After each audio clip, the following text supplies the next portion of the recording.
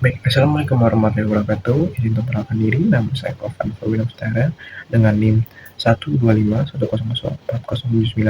Nama saya Gendis Putri Maheswari dengan NIM 12510040408. Nama saya Muhammad Atala Praditya, NIM 12510040308. Aku Sonya Fitri Naduma Siregar dengan NIM 12510040424. Nah, kalau misalkan kita mau ngebahas program Koperasi Merah Putih ini, kita juga harus tahu nih kenapa program ini dibuat. Nah, karena Indonesia masih mengalami banyaknya persoalan pembangunan ekonomi, salah satunya adanya ketimpangan ekonomi dan juga adanya keterbatasan masyarakat dalam mendapatkan akses modal dan juga sumber daya ekonomi.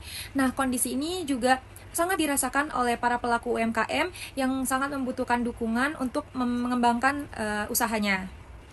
Nah, dalam kondisi seperti ini, koperasi punya peran yang cukup penting. Nah, karena koperasi itu sendiri merupakan lembaga ekonomi yang berlandaskan prinsip kebersamaan, kekeluargaan, dan juga partisipasi masyarakat. Jadi, koperasi bukan cuma untuk mencari keuntungan, tetapi juga bagaimana anggotanya bisa saling membantu dan meningkatkan kesejahteraan bersama. Koperasi juga bisa membantu masyarakat melalui akses pemodalan, pengembangan usaha, dan pemasaran produk, dan juga pelatihan dan pendampingan. Oleh karena itu, koperasi dianggap sebagai salah satu cara untuk memperkuat ekonomi masyarakat, terutama di tingkat lokal dan juga desa. Dari berbagai kebutuhan tersebut, akhirnya pemerintah mendorong adanya program Koperasi Desa dan Kelurahan Merah Putih. Nah, karena program ini merupakan salah satu upaya untuk memperkuat ekonomi kerakyatan yang berbasis desa. Nah, selalu secara resmi, pemerintah menerbitkan Instruksi Presiden Nomor 9 Tahun 2025 tentang percepatan pembangunan koperasi desa atau Kelurahan Merah Putih yang ditandatangani pada tanggal 27 Maret tahun 2025. Nah, Inpres ini mengarahkan pada percepatan pembentukan, pembangunan, dan juga revitalisasi sekitar 80.000 koperasi desa atau Kelurahan Merah Putih. Nah, di tanggal 21 Juli 2025, Presiden Prabowo Subianto meluncurkan kelembagaan 80.081 Koperasi Desa atau Kelurahan Merah Putih di Klaten, Jawa Tengah. Nah, di tanggal tersebut merupakan tanggal yang bisa kita lihat sebagai peluncuran nasional kelembagaan koperasi tersebut. Nah, lalu program ini sebenarnya mau mencapai apa sih? Nah, Koperasi Merah Putih ini mengarahkan untuk memperkuat ekonomi masyarakat di desa dengan memanfaatkan potensi yang ada di masing-masing daerah. Nah, kegiatannya ini mencakup penyediaan kebutuhan pokok, simpan pinjam, pergudangan, logistik, dan juga kegiatan ekonomi lainnya sesuai dengan potensi masing-masing desa. Nah, hal ini juga sesuai dengan jurnal yang sempat saya baca. Nah, di dalam jurnal tersebut dijelaskan bahwa Koperasi Merah Putih ini diharapkan dapat meningkatkan akses masyarakat terhadap modal, memperkuat UMKM, memperluas jaringan usaha, menciptakan lapangan pekerjaan, dan juga sebagai peningkatan kesejahteraan masyarakat. Nah, selain itu, Koperasi Merah Putih dikaitkan juga dengan pembangunan ekonomi berkelanjutan. Artinya, yang ingin dicapai itu bukan cuma pertumbuhan ekonominya, tetapi juga pemberdayaan masyarakatnya, pemerataan ekonomi, dan juga pemanfaatan sumber daya lokal secara lebih bertanggung jawab. Jadi bisa disimpulkan kalau background program Koperasi Desa Merah Putih ini berasal dari kebutuhan untuk memperkuat ekonomi masyarakat, terutama di tingkat desa. Nah, dengan adanya koperasi ini dapat membantu masyarakat untuk mengakses modal, pembangunan usaha, memperluas pemasaran, dan juga memanfaatkan potensi ekonomi lokal. Nah, oleh karena itu, program Koperasi Merah Putih ini diharapkan sebagai salah satu penggerak ekonomi masyarakat yang mandiri, inklusif, dan juga berkelanjutan. Ya, selanjutnya masuk ke pembahasan mengenai pemetaan permasalahan dari program yang diciptakan oleh pemerintah Indonesia yang bernama Koperasi Merah Putih. Pembangunan ekonomi berkelanjutan di Indonesia merupakan upaya yang menuntut adanya keseimbangan antara pertumbuhan ekonomi, keadilan sosial, dan juga kelestarian lingkungan. Dalam kerangka ini, Koperasi Merah Putih diinisiasi sebagai instrumen strategis untuk memperkuat ekonomi kerakyatan berbasis berbasis desa dan juga berbasis komunitas. Ya, dan juga sebagai lembaga ekonomi yang berlandaskan atas asas kekeluargaan dan juga gotong royong, program ini diproyeksikan sebagai agent of development dan juga agent of change. Koperasi Merah Putih dirancang untuk memperkuat sektor UMKM melalui penyediaan akses, permodalan, dan juga pemasaran produk, dan juga meningkatkan kapasitas SDM melalui pelatihan usaha dan juga literasi keuangan, serta mendorong integrasi pemanfaatan sumber daya lokal yang ramah dengan lingkungan. Namun, dalam pelaksanaan di lapangan, Koperasi Merah Putih masih menghadapi peta permasalahan yang saling terhubung satu sama lain, Akar masalah utama berawal dari keterbatasan kapasitas sumber daya manusia dan manajemen. Banyak pengelola koperasi di tingkat lokal belum memiliki kemampuan manajerial yang memadai, serta minimnya pendampingan yang berkelanjutan. Nah, keterbatasan SDM tersebut berimbas pada kendala permodalan dan rendahnya literasi keuangan masyarakat. Kapasitas modal internal koperasi seringkali belum cukup untuk memenuhi kebutuhan skala usaha anggota. Sementara literasi keuangan anggota yang masih rendah berpotensi memicu masalah dalam pengelolaan dan juga pengembalian dana. Dampak selanjutnya pun berlanjut pada tantangan transparansi dan peran kelembagaan desa. Pengelolaan yang kurang akuntabel beresiko menurunkan tingkat kepercayaan anggota dan masyarakat.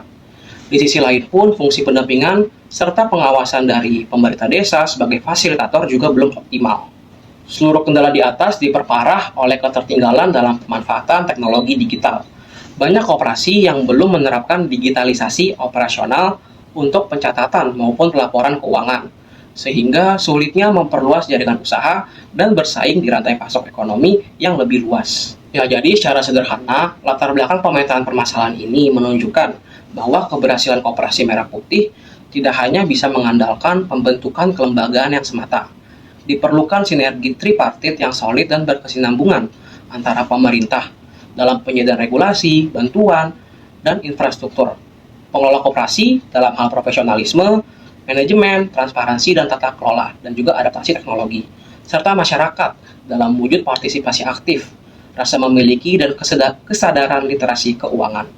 Tanpa adanya keterpaduan dari ketiga pilar tersebut, potensi besar koperasi sebagai instrumen pemberdayaan masyarakat hanya akan menjadi konsep di atas kertas. Melalui penanganan peta permasalahan secara menyeluruh dan terintegrasi, Koperasi Merah Putih baru akan mampu berfungsi secara optimal sebagai motor penggerak utama dalam mewujudkan ekonomi kerakyatan yang mandiri, inklusif, berkeadilan, dan berkelanjutan di masa depan.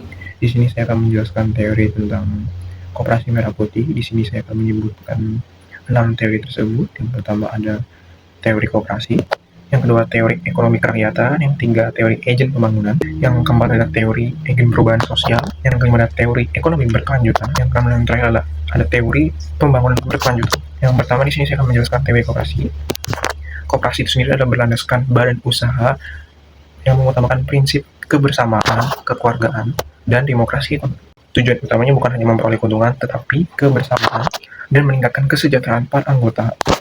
Dalam konteks Indonesia, koperasi merupakan gerakan ekonomi rakyat sesuai amanat Undang-Undang Nomor 25 Tahun 1992. Dalam penjelasan teori pertama tentang teori koperasi itu sendiri, yang pertama teori ini mengutamakan kesejahteraan anggota, yang kedua berdasarkan asas gotong royong, yang ketiga kepemilikan dan pengambilan diputuskan secara demokrasi, yang keempat dan yang terakhir mengurangi kesenjangan ekonomi melalui distribusi manfaat yang lebih adil.